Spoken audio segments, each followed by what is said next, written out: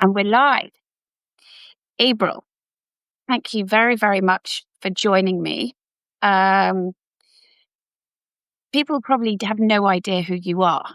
So I wanted to speak to Abril today because she's a political activist and an influencer, and she was part of Hot Girls for Mamdani. And you and I have got to know each other because you're also very supportive of Luigi Mangione, but that is going to be a topic for another time. Today, I really wanted to talk to you about a New York Times article about Mamdani's appeal that I thought was really, really interesting. And the headline, I think, says it all. A little noted element propelled Mamdani's rise, Gen Z loneliness. And, you sort of started to write a bit about this on your substack, the loneliness that, you feel and that your generation feels. Yeah. And that yes, his message tapped into that possibly, but it was, talk to me about the experience of finding a community through Mamdani, because that's, I think, what was the chief appeal. Am I wrong? No, I think you're absolutely right. I think in the past years, especially after the pandemic, a lot of us in Gen Z have felt very disconnected from one another. As social media gets more and more utilized, we become more separate from each other. So when I I'm moved going to back, interrupt you for a second. And yeah, that you say that as someone who has nearly 200,000 followers yeah, on yeah. Instagram or somewhere. Right. And so that's fascinating. You have, more followers there are many people who would, they would love to have that. And yet it makes you Yeah. feel terrible. It's almost even more isolating because you see this like huge number on a screen, but it's not necessarily reality. So when you turn off the screen, there's nothing in front of you. So for a long time, I grappled with that as an influencer, realizing that in real life, there wasn't that much going on for me, and I really craved a community. Um, so when I moved back to the States after being in Europe and I joined the DSA and got involved with Hot Girls for Zohran, I was so amazed by his capability to make campaigning fun. I don't know if you saw the little scavenger hunt that he did. There's all these little ways that he brought people together to make it feel not like a job to canvas, but an actual like fun community building activity. And it's changed my life, honestly. See, that's remarkable. So walk us through how it's changed your life. Did you meet people more than you would otherwise? Yeah. Yeah. I became really active in community events and also planning them. So we have like a volunteer basically chat and we get together on our own accord, but also for events and also just separately, like just for fun. I've made so many friends from the platform itself that I consider my friends outside of the political sphere now. But yeah, I just feel like being around people that are so hopeful and joyous about politics is refreshing, and it changed my outlook. And I think as it changed mine also changed others. So it's like this ripple effect almost. So I have never seen this much excitement about politics in my generation, honestly. So how did you first hear of Zohran Mamdani? Because like a boomer like myself, only heard of him, at the primary. I was like, who is this guy? So how did he reach you? How do you remember how you first I heard of him? remember seeing him on social media. He was doing some videos where he was like running into the ocean or riding public transportation. He was very like out there with his social media presence. And so he came up on my page. And that's when my friends Kate and Cave, who run Hot Girls for Zohran, kind of started to get active as well. And that's when I really started to watch. So I think that was like February of this year. So you already knew the sort of the founders of Hot Girls for Zohran. Yeah, Okay, Kate so and I have been for like a decade, honestly, but also through the online space. I had never met him in person before all of this, funnily enough. so the people that you've met, all the people that the New York Times is talking about, the people who have voted him in. Talk to me about them. I mean, are many of them employed or not? Yeah, I think most of them honestly have full-time jobs, and they're constantly volunteering. So some of these people really amaze me with their capability to work because I just work part-time and I'm exhausted. So I can't imagine their lives. But they're so dedicated that to them it doesn't feel like a job. It just feels like something they want to do after work. But talk to me about this loneliness thing, because if people are craving hope, it sort of implies that things are not going so well now. And what I think, yes, we know about affordability. That's his, Mamdani's whole message. But I Yeah. think that the loneliness kind of epidemic is, something that to people my age, I'm going to say this. It's hyperbolic. I mean, it sounds almost strange, but Mm. your generation has grown up on your phones, and my generation did not. And I think that there is perhaps something, so we were forced to sort of interact physically in a way that Yeah, you're not at all, right? absolutely. And I think our politics in the last decade have been so isolating and always having us like pointing the fingers at one another. So we don't actually want to speak to each other. And this is the first time a politician is saying, no matter if you're on the right or the left, or if you're very young or very old, there's space for you here and we want you here. And I think that's a very, very powerful message. And we need that right now. And tell me, I mean, the other thing that again, at the risk of sounding ridiculously like a boomer, Hot Girls for Zoran. I mean, you could, if you didn't know anything, that you think that, that's a bit of a retro label for yourselves. So walk me through that.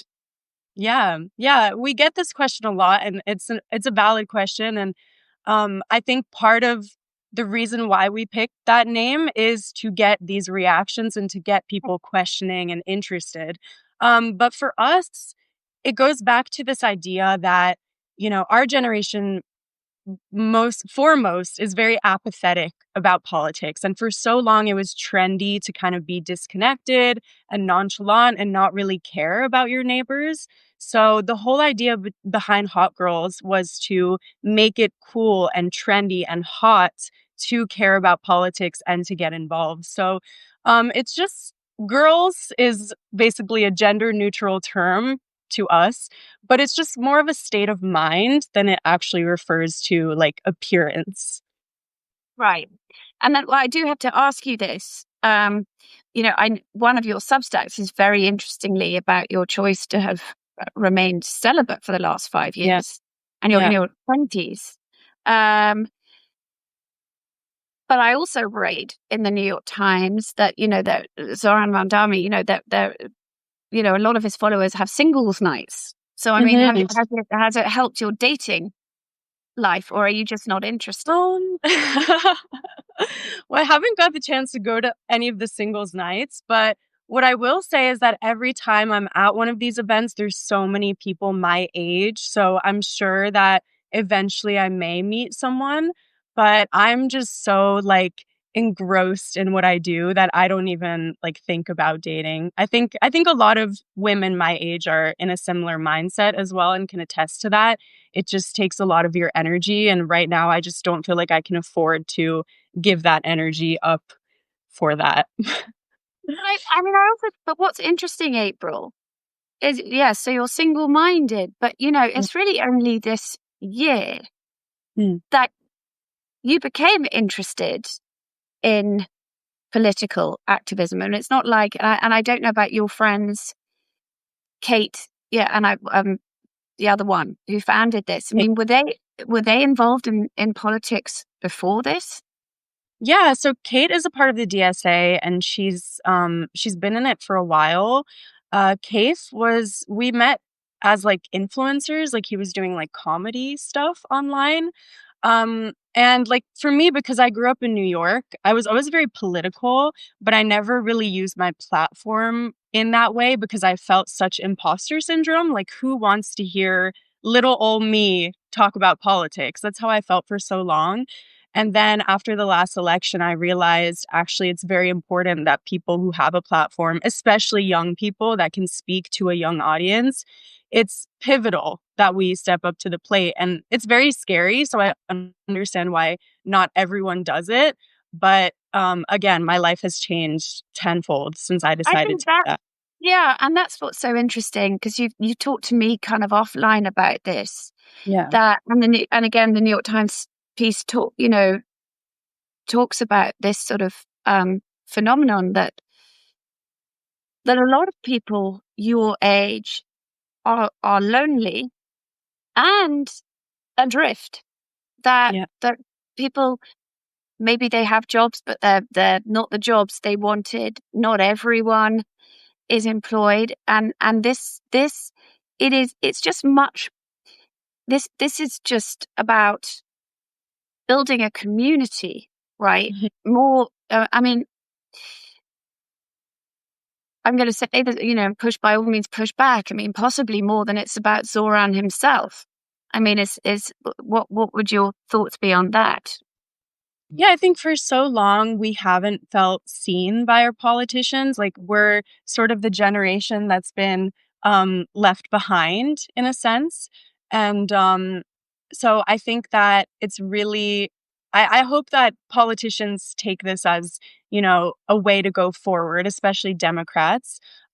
This is what Gen Z wants. We want to be seen, we want to be respected and not just told that we're lazy or that we're not trying hard enough. Because most people that I know, they've gone to university, they've done all the work to get the job they want, and they still feel like they're hitting this ceiling. And that's very frustrating. I don't think that Why we do you, deserve. and why do you think that is? Well, I I agree think, with you. I agree yeah, with you. It's incredibly hard. You've got all these, really high achieving, well educated people yeah, graduating from college, and I see it.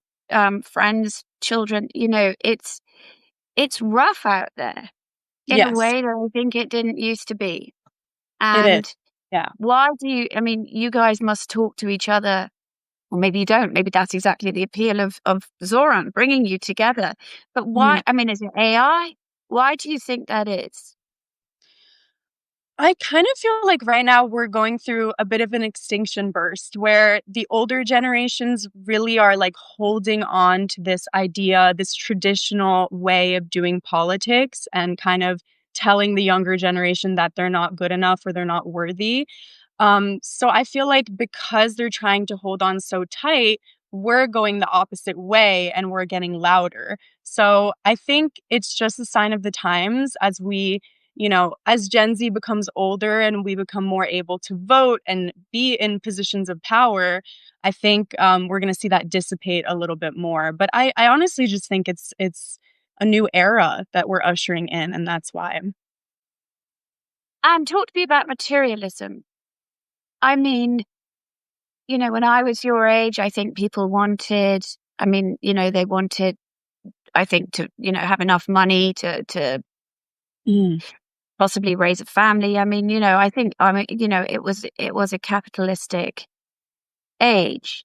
I mean, yeah. what do you guys want for yourselves in your 30s, 40s, and 50s? I mean, do you want even a partner? I think because we've struggled so hard, we none of us own homes, none of us have like stable salaried jobs. We don't even have a taste of that.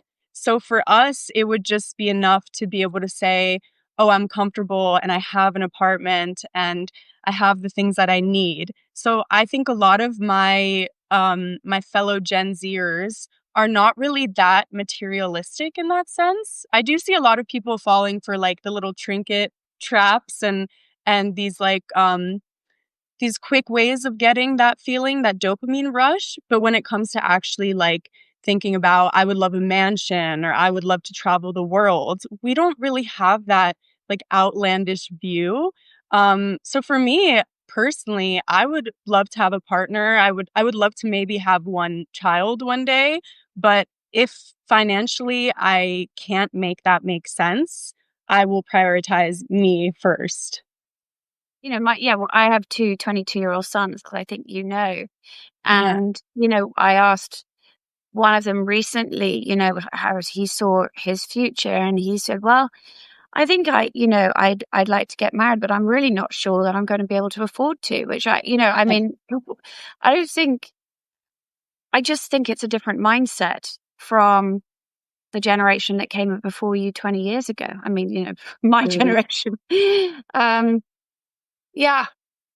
Are you afraid that, um, when somebody like Zohran Mamdani comes in, he's such a good politician, he's so charismatic. Is there a worry that it can only go down from here? That, that Absolutely. might not work? Yeah, I think with politicians, you never know if what they're promising is actually going to come to fruition. But I think where Zoran is different is he's young and he's very communicative with the people that are helping him, with the volunteers, with the people at Hot Girls for Zoran. So he's opened this door for communication with us. And that's such an important part of his platform as well, to make us feel heard. And so I feel that a lot of us think that we're going to be able to hold him more accountable than, say, like a Cory Booker, who is very performative. But when you actually want to talk to him on a live, he evades questions and he's not actually forthcoming. So that's my hope, It's not guaranteed, but I think we can really try and hold him accountable on his promises. Well, I mean, he's going to be met. He's going to be, very busy. But I mean, so how typically would your group get in touch with him? I mean, you would do it through live live streams like this. Well, a lot of the team is like close with him on a personal level, which kind of Yeah. like extends that communication. We can actually talk to him like he's one of us and feel like he's going to listen. So I do believe that they're going to hold him accountable and make him know that we're watching. Already, there was a couple things that he said that not all of us were like on board with, and we made statements and we had chats with him, and I feel like he was receptive. So I Can you think it's share? yeah, it was like the he talked about defunding the police, and then he kind of walked that back. And not a lot of people were very happy with that because, of course, like I personally would love to see some of the funding that goes towards the NYPD go towards public services and helping people with mental health problems. I think there's a lot we can do with such a big budget. But he also has to juggle, the people that he works with, they have a certain agenda and he has to work with these people. So I also understand that nuance to his position and how he's going to have to kind of appease those people and also us. So I think he has a very tough job ahead of him. But Right. And New York City has a history of, before I was here, and for mhm, sure before you were born, of, I mean, it can very quickly yeah, um, slide into dysfunction and very, very, very high crime. yeah, Um, so I think it's more than just having to work with people. I mean, safety in this city can turn on a dime. Um, absolutely. Yeah, yeah. I've seen that. Yeah. It'll be interesting to see how he implements his promises going forward. I'm very excited to see what he's able to pull off. And so what's the next now? But now he's going to be in. So how will all of you, kind of this community, stay together and invigorated? I mean, how do you keep this going? I mean, because he's not going to be having rallies in the way that he had last weekend in Queens. You know, he's going to be too busy, and he doesn't need to, at least not for another 4 years. Yeah, so we've had a lot of discussions about this within our group, and I think the idea is to make Hot Girls more of like a universe, so it's not just Zohran specific. So we've opened up Hot Girls for New Jersey, which I actually run, and we helped 4 candidates in Jersey City. 2 of them got elected, 2 of them are going to a runoff, which is also great news. So it's just proof that other states around the country want these changes and want progressive politics. And I think if we follow in Zohran's footsteps and what Hot Girls for Zohran was able to do in the rest of the nation, then we can actually get a lot more progressive candidates elected. So that's the plan. You're going to be very busy. For sure, for sure. The grind does not stop. I have congressional candidates for 2026, so it's not ending here, but I'm excited. And because I know you've got to go, but I think it's important for the audience to understand. I mean, if you compare this moment to where you were a year ago, it's night and day. I mean, you didn't even want to live in this country. Yeah. You know, you had no idea really what you wanted to do with your life. You got all this fabulous degree. I mean, Speaker, just tell us a little bit about that. I mean, would you have even thought that you'd be sitting here talking about your political activism?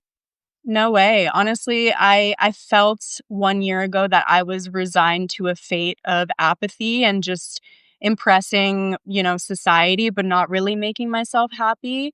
And something shifted this year, and I was able to break out of that mold and make myself happy first and foremost. And I I feel like it honestly saved my life. I was going in such a dead end path. And now I see such a beautiful future ahead of me. So I'm so grateful, honestly. Well, I'm very grateful, April, for talking to you and teaching me about, some of what it feels like to be where you sit. Thank you. Thank you for having me. You're very welcome. Bye. Bye.